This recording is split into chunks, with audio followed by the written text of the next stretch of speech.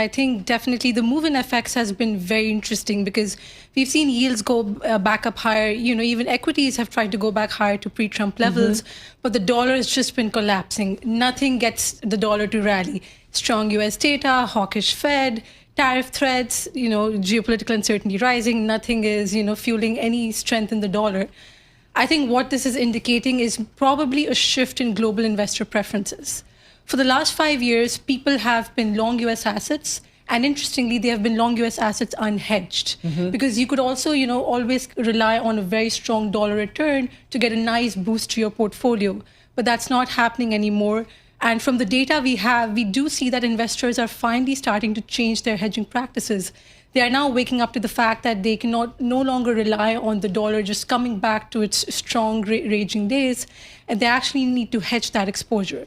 In order to do that, you need to be selling dollars in forward markets, which is likely what's structurally keeping the dollar so weak right now. So that's the difference, the hedging that we're seeing that we haven't seen for a long time, where the U.S. was kind of Tina, right? The only, it just seemed like all investors wanted to be in US dollar-based investments. So what we're seeing now is hedging, and that's making an impact. Yes. Is it a sign too? Do you go as far, Jayati, that it's the idea that the U.S. is uninvestable? Tim and I like to ask this question because, yeah, it's a great headline, but it's more important. It would be a very different investing mind frame.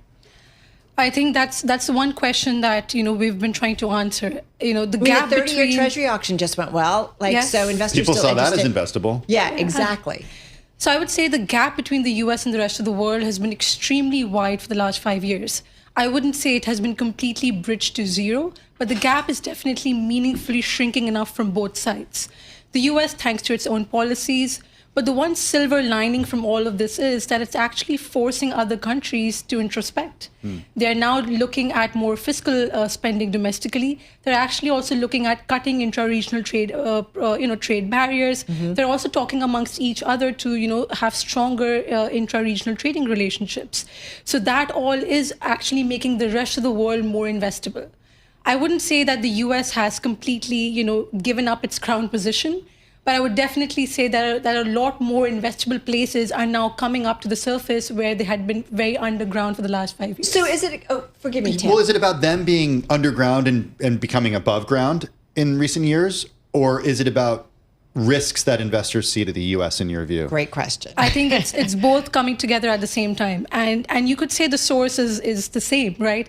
Because the U.S., thanks to its own policies, is actually now forcing the rest of the world to step up.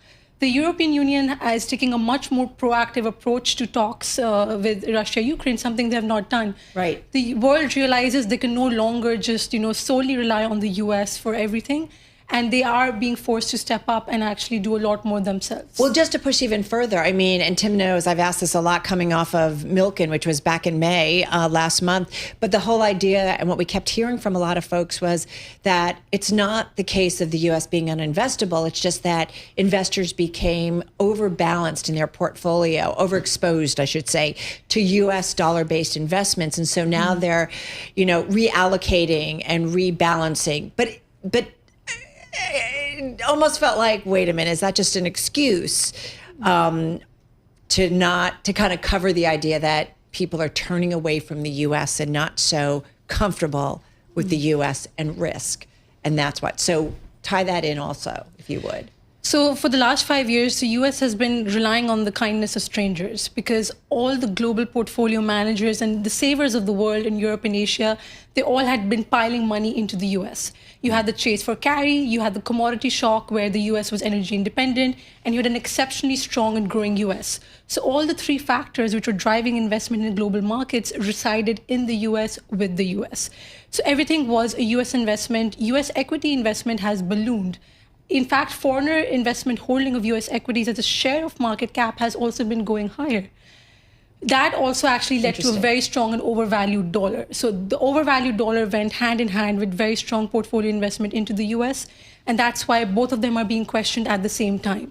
The dollar as a diversifier, as a safe haven, we see those correlations are breaking down. The dollar actually, on some days, I actually think is trading a lot more like an emerging market than it is like a safe haven, unfortunately. So wait a minute. So net, is this better for the global investment environment in the long term? is this not so great for the U.S. investment market? Is it also all the result of President Trump?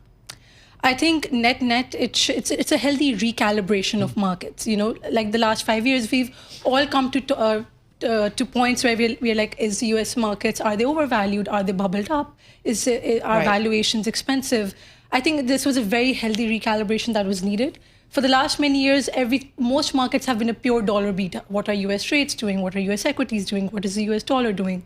But I think this levels the playing field a little bit now, which is healthy, I think. Is it the result of President Trump and his policies? I think it is definitely. It is. One source is the policies of the current administration and just the volatility associated with it.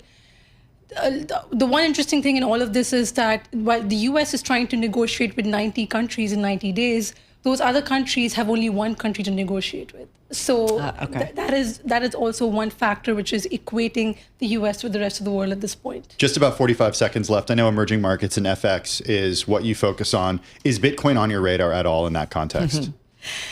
We prefer not to comment on Bitcoin. That's not under our purview of coverage.